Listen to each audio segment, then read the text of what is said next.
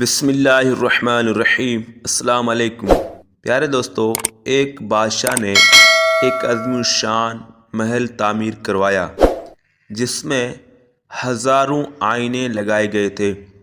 ایک مرتبہ ایک کتا کسی نہ کسی طرح اس محل میں جا گھسا۔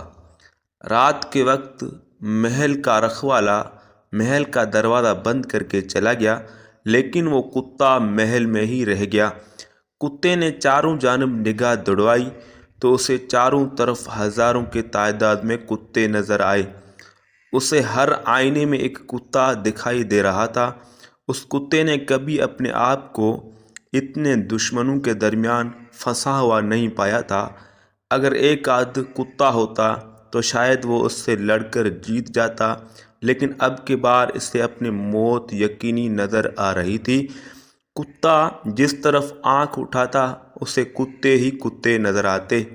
اوپر اور نیچے چاروں طرف کتے ہی کتے تھے۔ کتے نے بھونک بھونک کر ان کتوں کو ڈرانا چاہا۔ دھیان رہے کہ دوسروں کو ڈرانے والا دراصل خود ڈرا ہوا ہوتا ہے، ورنہ کسی کو ڈرانے کی ضرورت ہی کیا ہے۔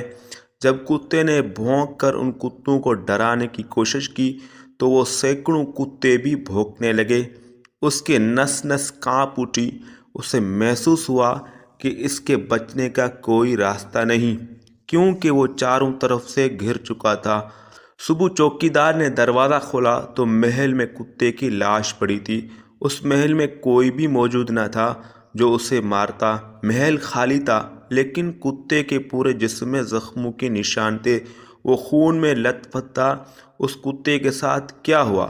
خوف کے عالم میں وہ کتا بھونکا، جھپٹا، دیواروں سے ٹکرایا اور مر گیا۔ تو پیارے دوستو، ہمارے سبھی تعلقات، سبھی حوالے آئینوں کے مانند ہیں۔ ان سب میں ہم اپنی ہی تصویر دیکھتے ہیں۔ نفرت سے بھرا ہوا آدمی یہ دیکھ رہا ہوتا ہے کہ سب لوگ اس سے نفرت کرتے ہیں۔ لالچی آدمی کو یوں معلوم ہوتا ہے کہ سب اس کو لوٹنے کے منصوبے بنا رہے ہیں۔ وہ اپنے لالچ کی تصویر دنیا کے آئینے خانے میں دیکھتا ہے۔ شہوانیت کا مریض سوچتا ہے کہ ساری دنیا اسے جسم پرستی کی دعوت دے رہی ہے۔ فقیر کہتا ہے کہ ساری دنیا ایک ہی اشارہ کر رہی ہے کہ چھوڑ دو سب کچھ، بھاگ جاؤ دنیا سے۔ ہم جو کچھ بھی ہیں وہی کچھ ہیں، اپنے چاروں طرف دکھائی پڑتا ہے۔ سارا جگ آئینہ ہے جس میں ہمیں اپنا آپ ہی دکھائی پڑ رہا ہوتا ہے۔ اپنے ارد گرد کے آئینوں کو اپنے عمل، کردار اور اخلاق کے ساتھ صاف رکھنے کی کوشش کریں، کیونکہ ہمارا آئینہ ہمارے لیے راہ نجات بھی ہے اور بانس پکڑ بھی۔